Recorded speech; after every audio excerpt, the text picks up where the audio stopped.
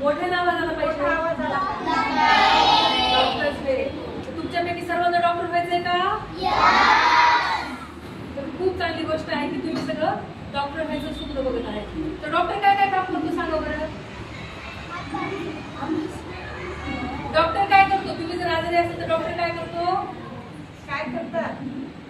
Injection देतो, गोळ्या देतो, चेक करतो की तुम्ही किती आजारी आहात किंवा तुम्हाला किती पावरची गोळी द्यायची आहे.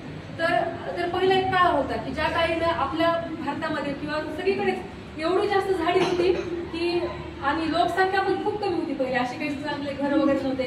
पहिल्या काळामध्ये लाकडं तोडले जायचे आणि लाकडापासून घर वगैरे बनवले जायचे. तर एक काळ होता म्हणजे आता आपण 21व्या शतकामध्ये म्हणजे आपण आता आजची तारीख किती आहे? 1 जुलै 2025. तर आज आपण 25 मध्ये जीवन जगत आहोत. तर एक काळ होता तो म्हणजे एक महिला जी आपल्या भारतातली पहिली महिला डॉक्टर बनली. तर तिचा जन्म आहे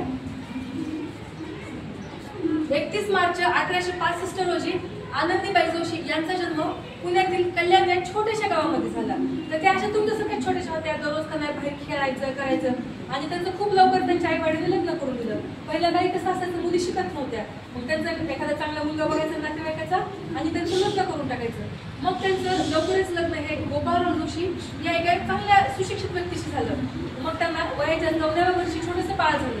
तुम्हाला माहिती ना छोटंसं बाळ कसं मग त्यांना पचलं. घरामध्ये बाळ आलं की सगळ्यांना किती आनंद होतो ना. तर त्याचप्रमाणे आनंदीबाईला पण छोटंसं बाळ झालं. त्या खूप खुश होत्या. मग त्या दररोज बाळाला आंघोळ घालणं, त्याच्याकडे बघणं, त्याची माया करणं ह्या गोष्टी त्यांच्या सुरू होत्या. पण नशिबाला ह्या गोष्टी काही देखवल्या नाही का आणि अवघ्या 10व्या दिवशी त्यांचं बाळ मरून गेलं. म्हणजे पहिल्या काळामध्ये कसं असायचं, डॉक्टर नव्हते आणि थंडी परत पाऊस एवढं जास्त पडायचं. पाऊस जर पडायला सुरू झाला 1-1-3 महिना पाऊस उघडत नव्हता, एवढा पाऊस असायचा. आता तरी पावसाचं प्रमाण कमी झाले. मग त्यांना एवढं जास्त दुःख झालं कारण त्यांचं लेकरू हे नशिबाने त्यांच्याकडून हिरावून घेतलं होतं. मग त्या खूप रडल्या. पण त्याला एक दिवस वाटले की माझ्यासारख्या कित्येक महिला आहेत की ज्यांची मुलं छोट्या मोठ्या आजाराने मरतात. माझं तरी लेकरू फक्त अवघ्या जन्मलेल्या 10व्या दिवशी गेलं. काहींचं वयाच्या 2, 3, 10, 12 अशा वर्षानंतर त्यांची मुलं मरतात. मग याच्यावर पर्याय काय आहे तर मी डॉक्टर झालं पाहिजे असं त्यांच्या मनामध्ये विचार आला. मग त्यांचा जो नवरा होता तो एक सुशिक्षित चांगला शिकलेला एक नोकरदार गोपाळराव शिकलेले होते. मग त्यांनी त्यांच्या नवऱ्याजवळ विचार करून दाखवला. आपण आपल्याला वैमेजला आणायचे असेल तर कोणाला बोलतो? आपल्या पप्पाला बोलतो ना. तर मग तसं त्यांच्या नवऱ्याला काय म्हणलं की अहो मला पुढचं शिक्षण घ्यायचंय आणि आपल्या आसपासच्या समाजामध्ये जे काही मुलं मरत आहेत किंवा बायका आजारी पडतात तर त्या सगळ्या गोष्टी वाढू नयेत आणि त्यांना एक चांगली डॉक्टरची संधी द्यायची, मला समाजसेवा करायची आहे, त्यासाठी मला शिक्षण द्या. मग त्या काळामध्ये आपलं जे भारत आहे भारतामध्ये कुठल्याही प्रकारचं म्हणजे डॉक्टरचं कॉलेजच नव्हतं. मग त्यासाठी त्यांनी 1880 साली त्या पहिल्यांदा अमेरिकेला गेल्या. आता विमान जे आहे का पहिल्या गावामध्ये विमान पण नव्हतं. मग त्या अमेरिकेला कशा गेल्या माहिती का तुम्हाला? माहिती का? तर त्या जहाजामध्ये गेल्या. पहिल्या काय अशी मोठी मोठी जहाज असायचे. मग त्या जहाजामध्ये बसून गेल्या आणि त्या ठिकाणी एक पेन्सिलवाला नावाचा एक त्यांचं कॉलेज होतं. त्या ठिकाणी त्या कॉलेजमध्ये शिक्षण घेत होत्या. पण शिक्षण घेत असताना त्यांना त्यांच्या गावाकडचे त्यांच्या भावकीमधले किंवा आपल्या भारतातले खूप लोकांना त्रास दिला. म्हणायचे की ही काय खरंच डॉक्टर होणार आहे? बायको म्हणजे की लगेच तिच्या हट्ट पुरवायला लागला. पण त्यांनी मन लावून एवढा अभ्यास केला. पण आता आपल्या इकडचं कसं वातावरण, आपण दररोज जेवणामध्ये काय काय खातो सांगा बरं? काय काय खातो जेवणामध्ये? वरण भात भाजी पोळी भाकरी हेच खातो ना. पण अमेरिकेला असं नव्हतं. तिकडं कसं ब्रेड बटर चीज किंवा वेगवेगळे म्हणजे आपल्यापेक्षा तिकडची म्हणजे खाणंपिणं आपल्यापेक्षा खूप वेगळं आहे. मग तिकडचं काय वातावरण त्यांना लागून असलं मग त्या खूप आजारी पडायच्या. तर त्याच्या मनात असायचं की नाही मला डॉक्टर व्हायचं, मला आजारी पडून चालणार नाही. मग त्यांनी खूप संघर्ष केला आणि 1886 साली मग त्यांनी स्पेशल वुमन्स या ह्याच्यामध्ये त्यांनी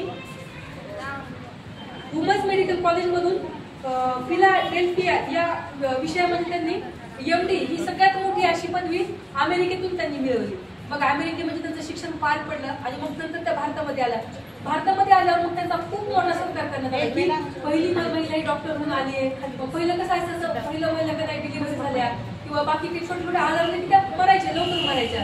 मग सगळ्यांना आता म्हणजे वाटायला प्रत्येकाला आनंद वाटायला लागला की आपल्या घरातली जी आपली आई बहीण आहे ही आता मरणार नाहीये, त्यांची सोय होणार आहे. मग त्या सगळ्यात पहिल्यांदा कोल्हापूरला आल्या. कोल्हापूरला त्या काळी राजर्षी शाहू महाराज यांच्या संस्थेमध्ये त्यांना डॉक्टर म्हणून एक दवाखाना त्यांना बांधून देण्यात आला आणि मग त्या सर्वांची सेवा करू लागल्या.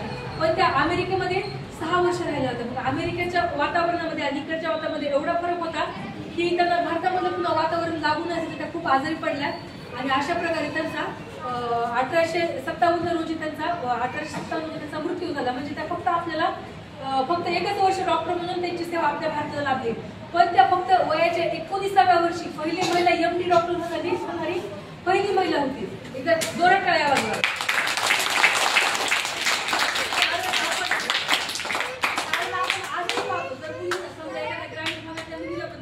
तुला डॉक्टर नाही तू कारण सांगितलं मला कुठं चांगलं कॉलेजच नाही, मला शहरामध्ये जाऊच नाही किंवा मला ऑनलाईन क्लासेस नाही, तर मला या ठिकाणी ऐकणाऱ्या प्रत्येक महिलेला आवाहन करावं असं वाटतं किंवा सांगावं असं वाटतं की अगर हमारे नेकी अगर हमारी सही हो, अगर हमारी सोच में हमारी डायरेक्शन अगर सही हो तो हम हमारे मुकाम पे पहुंच सकते हैं.